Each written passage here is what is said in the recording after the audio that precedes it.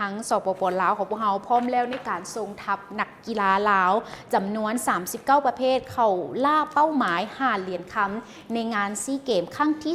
33ที่จะได้จัดขึ้นอยู่ที่ประเทศไทยสำหรับพิธีแถลงข่าวการก้าเกี่ยมความพร้อมและโอ้ลมกับทัพนักกีฬาลาวเกี่ยมเข้าร่วมงานมหกรรมกีฬาซีเกมครั้งที่33ที่ประเทศไทยเป็นเจ้าภาพซึ่งจะได้จัดขึ้นในวันที่5ธันวาคม2025จัดอยู่ที่ห้องประชุมคณะกรรมการโอลิมปิกแห่งชาติลาวในการโอ้ล้ม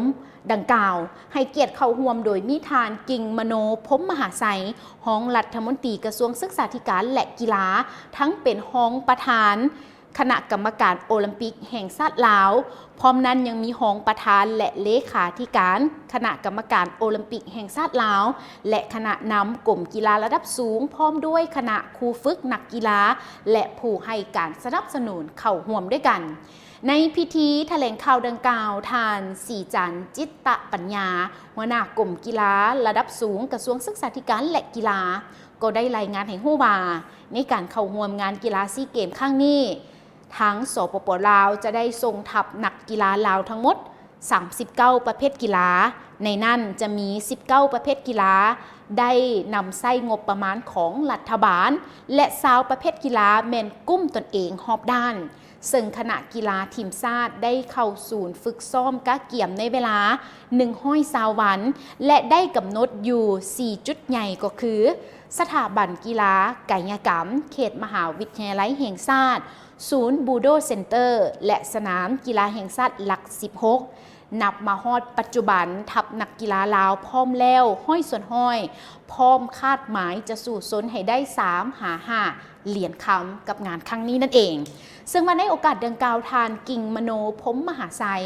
ก็ได้เน้นให้ทางทัพนักกีฬาทีมชาติลาวจงเอาใจใส่ปฏิบัติตามกฎระเบียบกติกาที่ครูฝึกวางไว้ทุกคนต้องฮู้ได้ฮู้เสียและฮู้ให้อภัยเคารพกฎกติกาการแข่งขันมีไมตรีจิตมิตรภาพแลกเปลี่ยนบทเรียนซึ่งกันและกันพร้อมทั้งเป็นทูตประชาชนโฆษณาเผยแพร่วัฒนธรรมลาวสู่บรรดานักกีฬาจากประเทศต่างๆและพร้อมกันสู่ซนญาติเหรียญรางวัลตามที่คณะนำได้ตั้งเป้าหมายไว้สร้างเกียรติชื่อเสียงให้แก่ตนครอบครัวและประเทศชาติลาวเฮากันอีกด้วยซึ่งวันในพิธีดังกล่าวนี้ก็ยังได้มีเป็นพิธีมอบรับการสนับสนุนจากทางบริษัทหุ้นส่วนโดเน็กกรุ๊ปจากทั้งสสเวียดนามให้การอุปถัมภ์สุดกีฬาเข้าร่วมงานกีฬาซีเกมครั้งที่33เป็นมูลค่า 96,804 ดอลลาร์สหรัฐหรือประมาณ2ตื้อกว่ากีบพร้อมนั้นยังมีทั้งบริษัทเปียลาวจำกัดอุปถัมภ์เป็นเงินรางวัลเหรียญคำและผลิตภัณฑ์เครื่องดื่มมูลค่า4,600,000 กีบและบริษัทลาวโทรคมนาคมมหาชนก็ได้ให้การอุปถัมภ์เงินเหรียญคำก็คือให้การอุปถัมภ์เงินเหรียญรางวัลคาดคะเนมูลค่าแม่น900 ล้านกีบนั่นเองและนี่ก็ถือได้ว่าเป็นพิธีของการแถลงข่าวในการก้าเกี่ยมความพร้อมที่จะส่งทัพนักกีฬาลาวจำนวน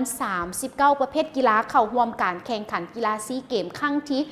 33ที่จะได้จัดขึ้นอยู่ที่ทางประเทศไทยนั่นเองเป็นกำลังใจสวยเสียทัพนักกีฬาลาวเฮาไปพร้อมๆกันนะผู้ชม